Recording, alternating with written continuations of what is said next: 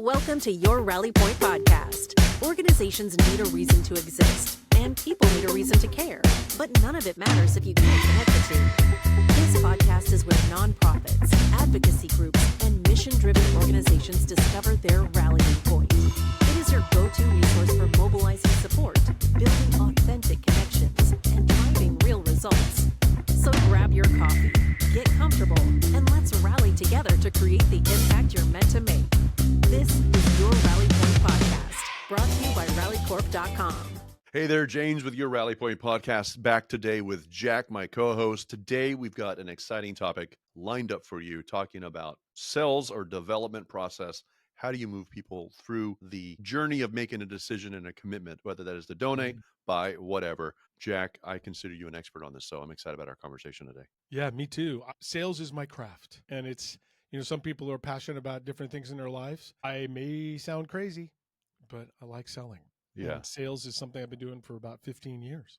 And some people, and we'll just name it out of the gate, but some people have a bad, they want to call themselves everything but a salesperson, because the word sales feels bad. And that's because I think for some people, they conjure up the idea of a used car salesman, right? Yeah. Someone who's trying to take money or something, trying to take something away from someone. But you see sales, from my working with you, more as a giving to someone. You're solving problems.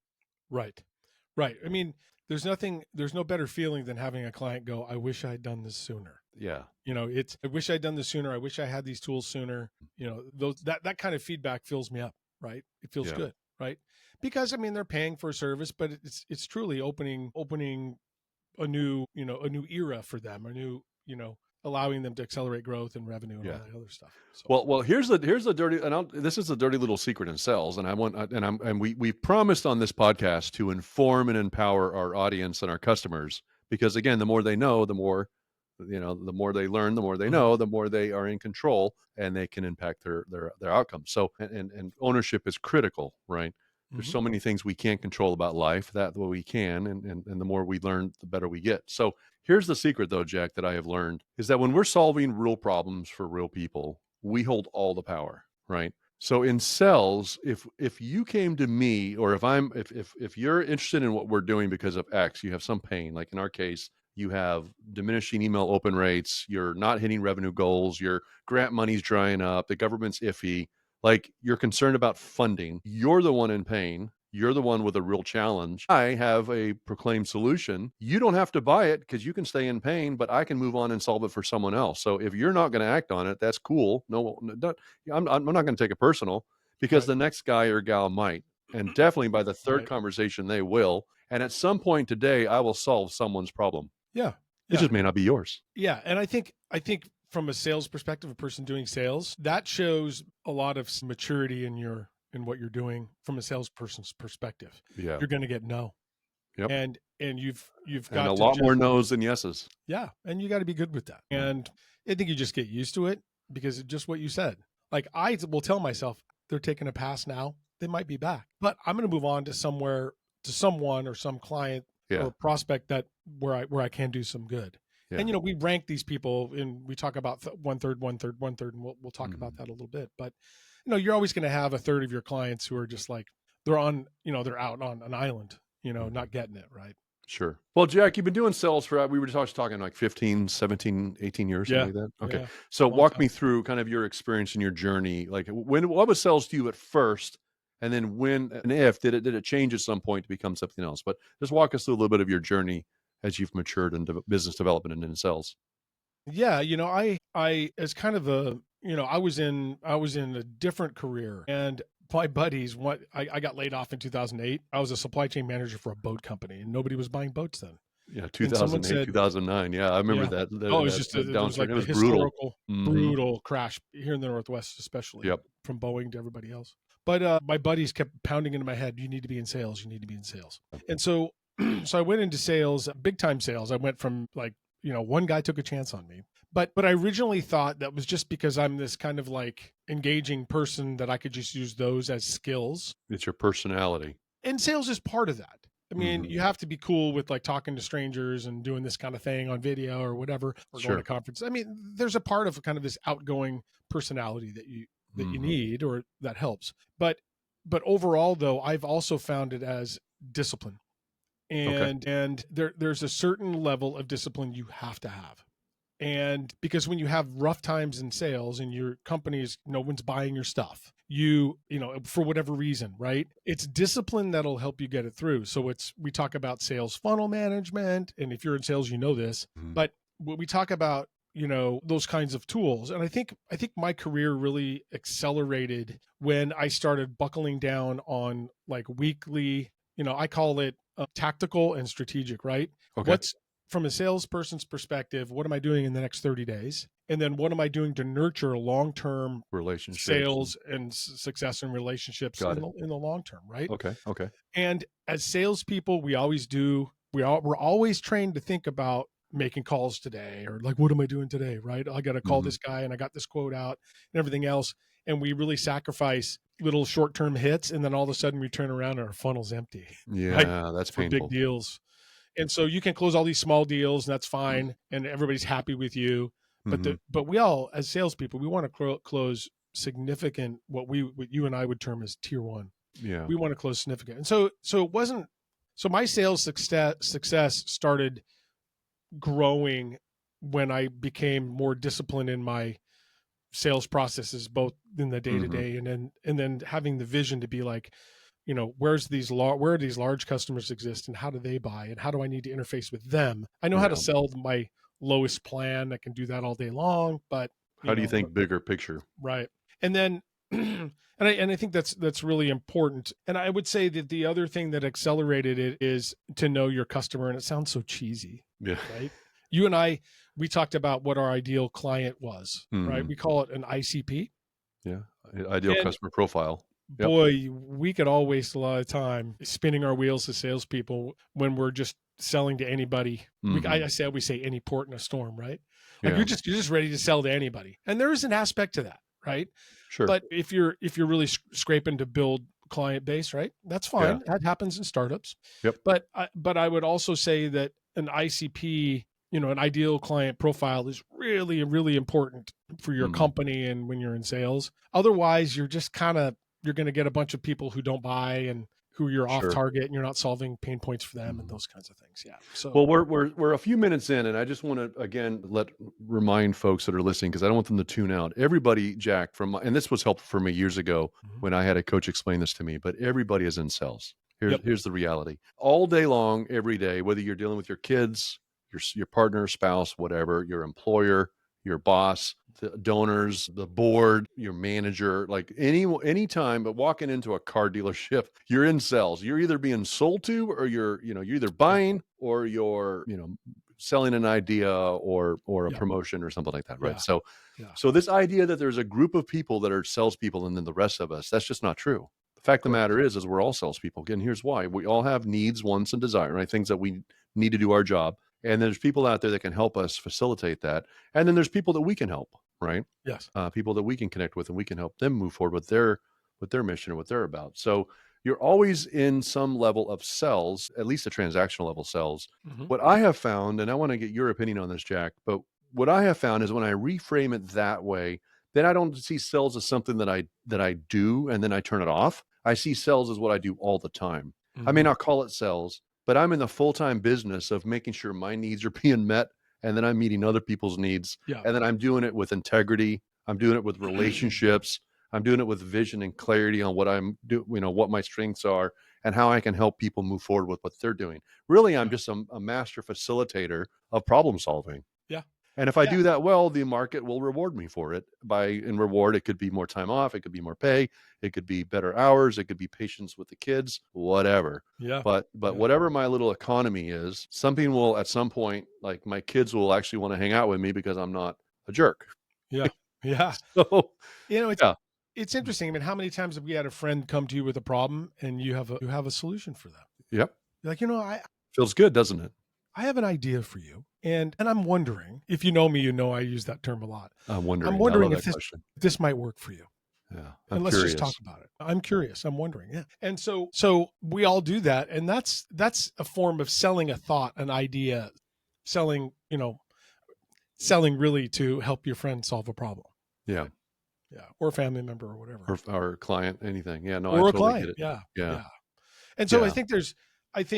I think that a lot of people maybe watching this, they have an idea that, you get this, it's just sales is a strange mix of empathy and, a lot of people were like, I just sell stuff by being myself. Yeah. Okay, fine. Right. When you're on a call like this and everything else, I Yeah. mean, there Makes are sense. certain ways that you Sure. behave. Be natural. Yeah. Right. But also there's mixing in sales methodologies, right? And recently, I'm in these sales channels on LinkedIn, and we see something called MEDDIC, EDDIC, and then you have science of consultative selling, and you have spin selling, and you have NEPQ. Yeah. NEPQ. And I would just say that all of those things mixed together, they're all kind of similar. Yeah. Sure. And so sales success looks like not just being yourself, because you can miss signals and things. So I always tell people, like, find a sales, figure out who your ICP is. And for nonprofits, we're able to figure that out a little bit because we have access to data, right, for our clients. But I would say that, you want to figure out who your ideal client is. And then also what type of sales methodology might work in that particular industry, and and train yourself on it and things like that, and then apply discipline. And I'll tell you, for me, and James, this, we've worked together every Monday like clockwork. We've got this weekly report that we talk about, right? And I'm an old guy, and I still do weekly reports to my leadership, right? And it's a weekly report to actually put my head in the right space of what I'm working on and how I'm communicating to leadership and things. It's a forcing function to force you, and just so people can get a visual of this in fact, if they want to just reach out, we'll give them an example one. I'm not going to show yours, Jack, because it's got all the proprietary information in it. But what it is it's just a date and time, like Monday at this time, and this is what I did last week. This is what happened the week before. Here's the big movements and the things that we need to process. And it forces you to come into the now and think about the next 7 to 14 days. Yes. Yeah, it's a centering point. Maybe you have a quiet space you go to in your home every day or whatever. For me, my weekly report was my centering point. 3:00 Monday hit, I did my report, and nothing else in the world mattered. And then I configured my tasks and all the things that I needed to do based around that. Yeah. And it's tools, right? It's however other people do it. There's no better time to be a salesperson, right? Because the tools at your disposal, things like prospecting and things like that, there are just some amazing tools out there. It's amazing. Yeah. But, the basics still remain. The foundational things, your sales discipline, your sales methodology, who your customers are, and really working within your product teams to figure out what product you're selling. Sure. Those kinds of things, of course. The go-to-market stuff matters. Yeah. But yeah, I mean, you and I were talking about how challenging it can be in the nonprofit space. And the reason the nonprofit space is so challenging is because that marker, that ideal customer profile, triggers that move a client to buy seem very fluid in nonprofits. They're very fluid. And all of us talk about, like, man, I can't put my finger on it. Right. And so in the absence of being able to put your finger on how your customer buys, discipline, you gotta just keep like, for me, I had, you get 30 clients in your funnel and you're just moving on to the next and the next and the next. And in the absence of people buying, and start applying more process and more discipline, and those things will generally happen, right? Sure. Because all salespeople go through rough seas. James, I put this on a comment the other day on LinkedIn, and what's the comment? You talk about rough seas. Yeah. I love your statement about that. Oh, the rough seas. Yeah. African proverb that says, smooth seas don't make for skilled sailors. Yes. And that happens in sales. You're going to go through the rough times, and then you have to buckle down and apply some of those principles I'm talking about. And one of the things that was helpful, again, I do coaching, as you know, and on that's my passion, is meeting with founders and nonprofit leaders and thinking about, like, what's unlocks for them. But one of the things that helps me reframe challenges that we face, because they're challenges. And here's what I have learned, Jack. The minute you declare to the universe, the minute you name something like, this is what I'm about, all of a sudden you get a ton of downward pressure and stressors that are just pop up out of nowhere. Here's a challenge for you. Commit in your mind right now that you're going to love your wife unconditionally the next week. Okay. Just like I'm going to set my intention. I'm going to put in my journal. I'm going to meditate on it daily, and I'm going to love my wife unconditionally for 7 days without telling her I'm doing it. I'm just going to do it. Right. I guarantee you there will be all types of opportunities between now and tomorrow at 2 a.m. or 2 p.m. rather, to be annoyed and frustrated with your wife. All of a sudden, you're going to find yourself like there's resistance. Like as soon as you name something, there's just resistance. And I'm convinced that I think it's the universe, God, whatever you want to say. I don't, I'm not saying it's out there. It's actually internal that's causing this. But subconsciously, all these voices are coming up that are telling you how you're not going to be able to do it. It's not going to work. Yeah, but what about this? So it's all this intention, right? And sometimes it's kind of heartbreaking, but I'll be in a team meeting as a coach or, meeting with a client, and someone will say, hey, I bought some workout equipment this weekend. I'm going to start working out. And I know they just got the biggest dopamine hit of like everybody congratulating them. That's about as good as it's going to get for them for that week. Like that's because the rest of this is just hard work. So the minute you like name it or have set that intention, then it's just like everything works against you. So the minute I decided we're going to start selling to nonprofits and we're going to be mission-centered and human-centered and focused, it was the minute I had to really start to earn that title. Like that didn't come easy. Like that's the hardest thing. Frankly, Jack, it is the most difficult thing I have ever done is build a company to serve nonprofits. Yeah. But, frankly, and I love it. I enjoy it. But I have decided I have to be about the journey. I have to love the process of selling to nonprofits, not the results of selling to nonprofits, because frankly, selling to nonprofits is a terrible idea. It's the worst idea. When I came, I've sold everything, right? Yeah. Enterprise stuff, General Motors. I mean, I've had, flown places, we sit in these meetings and just big contracts and things. And I thought I had seen it all, man. I thought I had seen it, done it all. Negotiated deals with Air China. Right. All these difficult things. And then I came and started working with you and nonprofits. It's very hard. I'll tell you what, I mean, it's been, even as a senior salesperson, I had to kind of go back into the basics because you get doubtful. You're like, man, what's wrong with me? Am I this old sales guy? What's wrong with me? None of my tactics are working. Right. And from a profile, from an ICP perspective, we're selling to people who are typically younger. Yep. There's a lot of churn in that industry. So people are there 18 months. Like I think typical lifespan of someone in a nonprofit is 18 to 24 months. Yep. And so you're selling to someone who has to sell up in their organization. Yeah. And there's all these weird things that I've had to do to be like, yeah, I'm talking to someone my son's age. And they're doubtful and they don't want to raise their hand in big meetings. And it's hard. They don't want to introduce something like texting, right? Or these kinds of things, right? And so it's really caused me to go back to my sales values. And you and I have talked about it. We've talked a lot about it. But I think I'm a better salesperson today than I was skating with like existing enterprise clients and just getting them to buy more stuff. That was actually relatively easy, compared to this. If someone says they've been to nonprofit, it's almost like you have this kinship with them. Yeah, right? But But I mean, that's not to discount people watching this who have other sales experience in other industries. Sure.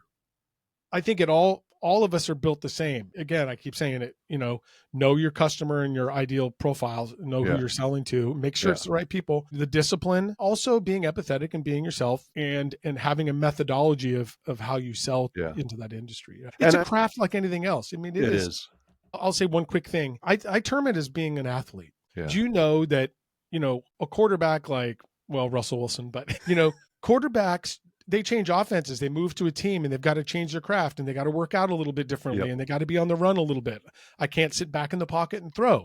I've got to be a running quarterback this year. And they're constantly working on their craft. Do you think if a quarterback didn't work on their craft that they'd be successful year in, year out? No. And people that are in sales, every year it changes. Every year, how your customers buy new tools, new products, new software, how they do their business changes. And I think one really important person, if you're in sales, you're an SDR, things are constantly on the move. If we talk to our SDR here, Bria, she would tell you that things aren't the same this month as they were last month. No, it changes so fast. And we're growing and changing. And so if you're not looking at sales as your craft and new and different ways to do things, ChatGPT is a good example, then you're going to be left behind.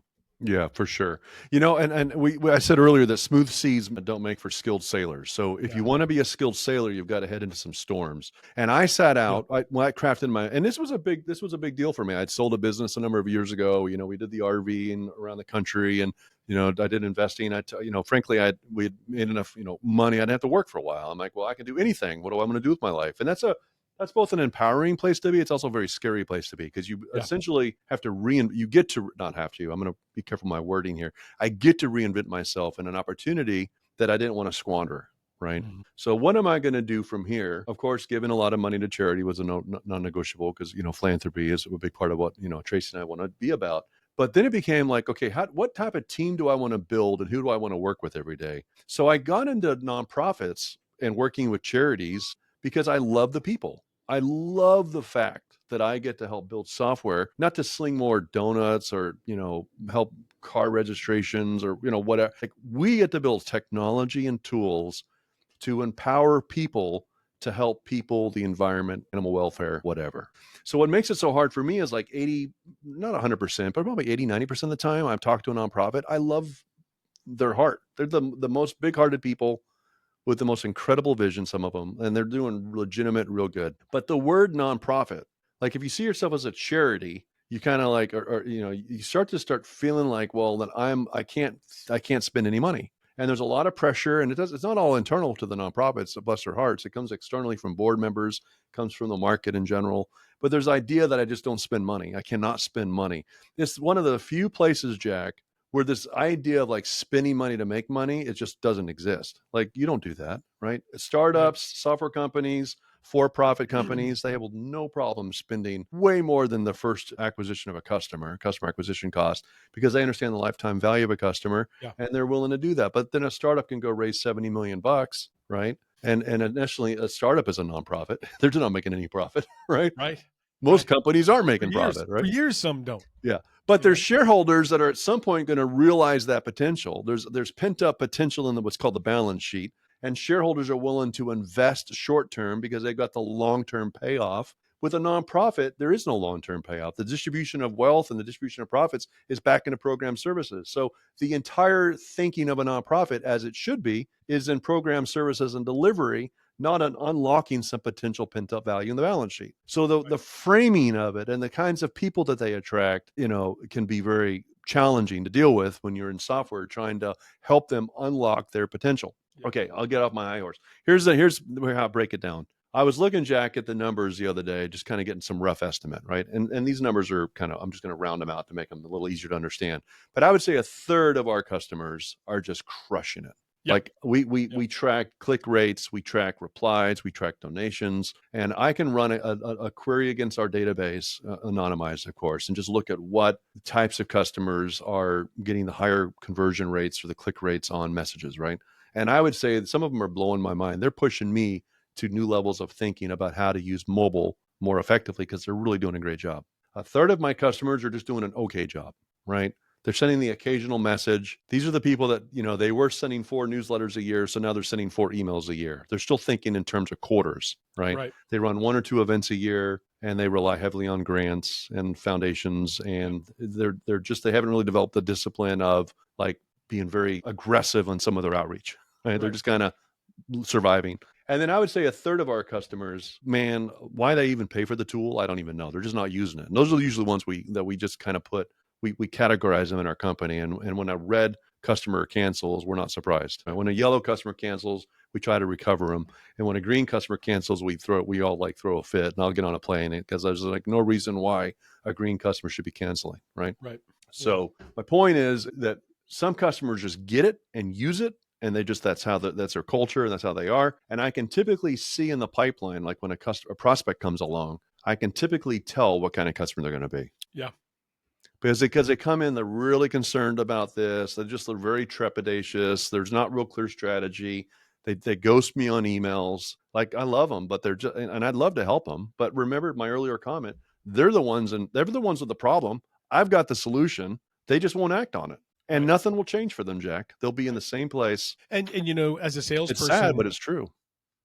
As a salesperson, I've done this. I get off the phone and I go, I've sent them a proposal customized to all their needs after you spent hours on it. Yeah. after the exploration call, and I created a demo for them. They can text in and see how everything works. Put their website. I mean, you do all this stuff and you send it out, and we have tools to determine whether someone even opens our email or not. Right? Yeah. Everybody has those tools, and they don't even open it. They don't. Right. Yeah. And I stayed up late, and because I wanted to get it out the door because they had a need. Right. They had a need. And as a salesperson, sometimes I just wish that wasn't even in the funnel because I shouldn't even count them. That's the third. That's the third that you're like, hey, look, they've got the information. Yeah. I'm going to set a task to get a hold of them in a week. Hey, what'd you think of my proposal? Yeah. Or simply, and everybody don't steal this term, but you're going to, where do you want to go from here? Where do you want to go from here? And that gives you control, but it also gives them the opportunity to guide. It gives them the feeling of control. But your point is very well taken. A third of the clients are on Hope Island. They're stranded there, and there's nothing. You've got no boat. You've got no helicopter to go out and help them. They are the only ones that can get off Hope Island themselves. And you can't beat yourself up over it. Your staff, everybody's going to look at that in the funnel. And I'm not, and there's no, and I want to suspend judgment. I'm not angry. I don't take it personal. Yeah, it's just the heartbreaking. way it is, It's just the way it is. Yeah. It's heartbreaking. They're organizationally, whatever, they're just kind of stuck. And I get it. Like we talk about what's happened the last, year and a half with the economy and some of the other things that are going on. And there are a third of the clients who are simply paralyzed. They don't really know what to do. And we seemed like a good idea to them, but they're kind of paralyzed. Yeah. And this is I don't mean to go dark here, but I was a paramedic, as you know, Jack, for many years. And there's this concept of triage, and it is absolutely heartbreaking to roll up on an accident scene and make a decision in a split second. And that's not for everybody, but I'd make a split second decision that I cannot save the 10-year-old. I have to save the drunk that ran her into a light pole. Because there's a process, a protocol, right? So you're legitimately in that moment having to make an ethical decision based on process and protocol of who you can save, and it's really hard to, it's like the most difficult thing, some of the most difficult things I've ever had to do. But there was a saying that we would often say, and that was, we could only save the ones that were savable. And we could only save the ones that were swimming to us, right? If a boat capsized, and thank God I never had this experience, and half the people swam away from you, you could kill yourself trying to swim after those people. Now, I love that Jesus went after the lost sheep. That's great. Like, that's awesome. And some are called to do that. And I wish, I'd like to do that too. But when there's some customers and some people, but in a triage situation or a boat capsize or the market, you just can't help them. There's nothing. Yeah. And I don't mean to be rude about it. There's no hard feelings about it. You're on Hope Island. There's nothing I can do for you. I don't want to harass you. Here's some resources. Good luck. This week I had someone book me for we call them consultation, and I could tell by the agenda how it was going to go. So I shot them an email, just asked a clarifying question. They came back with what I thought they were going to say. And I'm like, hey, no disrespect. Here's 2 links to our competitors. I think you should start with them. And I canceled the appointment because there's no point in me meeting with them based on the questions that they weren't even interested in having an honest conversation. They were just start right out with like, hey, is anything cheaper? And how come is this? And I can't help you. Yeah. Yeah. I'm going to put my energy on people I can help. Right. Yeah. And it's the most difficult thing sometimes to do. But this is what I love about selling into nonprofits. And this is where I'm going to go positive on this, is it makes us really good at what we do, because it's a question of empathy and building software that actually moves the needle. And if it were easy, anybody could do it. It's an extremely amazing place to be, to build a business that's defensible, to have a moat around it, because you cannot just enter this market half-assed and win. Right. You can't do it. All these political companies want to sell text messaging to nonprofits, and none of them can do it. And I love it because they spend all this money on marketing. They go to all these conferences. They warm up the market for me. And all I have to do is sit back and reap the rewards, because then, you become problem aware, solution aware. So you start Googling it, and there I am. And the only thing is, I've been doing it for 20 years and I can actually solve your problem. Yeah. Yeah. And they can't. And I would say, if you're a salesperson and that good deal walked away, or that client just, like you were talking about, like it's just not working. Yeah. You've got to, there's always that old term of fishing, fish or cut bait, right? Yeah. You're going to have to go, and you have to move on.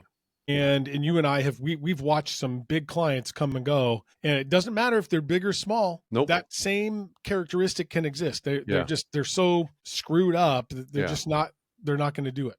I And did, by the way, I cross-sliced that third successful that I was talking about. I tried to see if there was some pattern there, like it was a humanitarian aid, is it welfare, like right. animal welfare, like is there some like what is it that makes them successful? Is it the size of their organization? But the only Right. thing I could come up with is that most of them did not rely on grants. They had grants, but the best indicator of their 990 as to success was their operational budget, not how much grant pass-through they had. Right. That's about the only thing I could come up with that was defensible, that was characteristics. But we have customers on that list that are probably 200,000 a year in revenue. Mm-hmm. What I would consider operational revenue. They might have bigger grants than that, but 200,000 is actually what they depend on from our platform. Mm-hmm. And then some of them are just using us to communicate with volunteers, but they're barely eligible to file a 990. Right. Right. But they're hungry. Yeah. Yeah. It's weird. It's been one of the only industries that when you look at someone's revenue and some of the other things, it can be a little misleading as far as like, oh, that would be a good customer. If you look at revenue, sometimes you're like, oh, that, they're big and they're gobbling up and they can definitely use my software. That's not true in nonprofits. In enterprise, you have different ways to cut the pie. Right? Like if we're out and going selling to retail, there's a lot of other factors, right? If you're selling different products, there's a lot of other characteristics and factors. That's why it's so important to kind of know your customer, know your product, and have all that in place. That sales, like all those tools like we've been talking about. Well, I've sold, we'll wrap with this. I've sold vacation services, like, cruise line production stuff. Right now I have a client that I'm coaching and working with. We're selling foundation repair services. I've sold government, $4 million contracts into large government enterprises. Fitness, I did a little stint right after I sold a business. I'm like, I'm going to do something fun and get healthy. So I joined a fitness company. It was amazing, Jack. I was the old man in the room, that's why they hired me as the adult in the room. But we would have, we had employees showing up without shoes and without socks and just like doing push-ups while I'm trying to meet with them. Like, what are you doing? Like, they're trying to get act. But when you work with 20 much fitness people, that was awesome. So I sold fitness. It was like a $50 membership thing. It was a small dollar amount, but made tens of millions trying to sell fitness. So I've been in different industries selling to difference. What I love about nonprofits, and coming back to why we do this, is they're really good people and they're trying very hard. And they're doing it with limited resources. And there's so much pressure externally and even internally with boards to do it with less. There's a scarcity mindset of like, and I'm competing with other nonprofits. So I'm only going to be as good as my programs and services or my messaging or my impact. Right. And then the pay is so low, they got to hire people with no real experience and try to train them on the jobs. And then they lean on vendors to educate them. And there's a lot of vendors out there that frankly don't care. They're just trying to get the dollar. We're working with you because politics is off and they're just trying to, help you for the short term, but they really don't care about what you do. Right. Yeah. So, and then I get on the phone. Yeah. And I get on the phone with these people and I just want to give it all away for free. I'm like, you don't have to pay me. I know. Then, saving children's eyesight, and I want to. I know. You. The first year of our startup, I donated more money because I would just fund these causes. I'm like, oh, yeah, you know what? It's $99 a month, but I'll just give you $10,000. Like, I don't care. Like, I did whatever, right? Because my heart was just to help them because they're good people. They're doing God's work, right? Of course, I want to help them, right? Yeah. But it's really hard to monetize a business when you're giving everything away for free. Yeah. So we're not a nonprofit, but I thought about it. Just becoming a nonprofit. But what the heck? So anyway, Jack, I love the conversation. Smooth seas don't make for skilled sailors. I'm the nut at 50. I just turned 50, but I hike Cowles Mountain 2 days a week and I wear a 20-pound weight pack. And the reason I do that is because when I go to one of my annual or biannual trips out to Alaska or backcountry backpacking, I carry 40 pounds. And what I can tell you about conditioning for hiking is if you're going to go backpacking for a couple of weeks in Alaska through the most beautiful scenery, you're wearing 40 pounds at the start of your hike. By the end of your hike, it's closer to 30. But if you can start from a baseline of 20 pounds, then the conditioning to get ready to go to Alaska is you're just adding another 10 or 15 pounds and you're ready to go. But if you're starting at zero, you're kind of in a lot of trouble. You got to, you're having to work harder to get there. So if I can just maintain a steady 20 pounds all the time, then donning 30, 40 pounds is not a big deal. Right. Yeah. Yeah. So I read a great book called Longevity, talked about how, in your 50s, the muscle mass you build, the strength training you do really affects the next decade. And then you roll into your 60s. So I really have taken that to heart. I don't do this, but I have a buddy that does a lot of running and he loves running at altitude because it's harder to breathe at altitude. So when he goes to Big Bear or wherever, he's just all about running, but he has to condition and obviously, build up to that. But he's like, if I can perform at altitude, then when I get down to sea level, I'm actually doing really, really, I'm beating everybody in my class, right? Oh yeah. So I see sales and nonprofits the same way. If we can build technology, communicate it clearly, and empower organizations to do good and actually help them win, then you know what? I think we can sell anything to anybody. Yeah, you really can. And Yeah. I'm not in the business of selling ice to Eskimos. That's not what we're talking about. What I'm talking about is selling things that people actually need. Yeah, exactly. So Yeah. I love it. So I hope I didn't offend anybody with how hard it was to sell the nonprofits. No, it's the reality. And I think There's a third of you guys we love. And it's another third of you guys that we can help. We can help somewhat. But then there's a third of you, please don't bother calling. I think we don't Please want don't call people us. on Hope Island. If you're Yeah, on let me Hope give you a Island, stay competitor. there. Yeah, we got a couple. I'll free my future. Yeah. But I will say, like when we do industry stuff and we talk to other people that do nonprofit stuff, or I go back out and talk to old colleagues and they're like, Yeah, you're doing that? We've tried that? That's crazy. You're nuts. You're nuts. Yeah. If you could sell into your statement about it is if you could sell into that, then I mean, you could go sell anything. And that's kind of like the point is I love the smooth seas don't make for strong sailors or whatever it is. Yeah. And if you understand that and internalize that as a salesperson, you're going to get through It's it a process. all, right? And then the rest of it is studying your craft and the discipline around it and working, with like in our teams, we're constantly figuring out who our customer is and how they buy and those kinds of things. So so we'll wrap here. James at rallycorp.com. If you want to reach me direct, of course, Jack at rallycorp.com. Stop by rallycorp.com, mash the button in the corner to sign up for our coaching. Here's our commitment to you. Even if you're just a curious onlooker, that's fine. We want to educate you. But here's my commitment to you. And Jack, we've said this, and this is how we measure ourselves around here. 20 million people donating $1 billion a year. That's our goal. So if you're in the business of getting individuals to act in the moment, because messaging, text messaging, mobile is for the moment, that if you're looking for creative ways to get someone to tap, text, scan, zap, whatever, all the things you could do on your phone in the moment to take action, then we're about that. So if that's of interest to you, we can help you. And if not, that's cool. I can sell you a carrier pigeon maybe, but that's not we're not in the business of carrier pigeons. So, right. All right, Jack, thanks for the time. You guys, we will catch you next time. All right, see you. Thanks, James. Bye.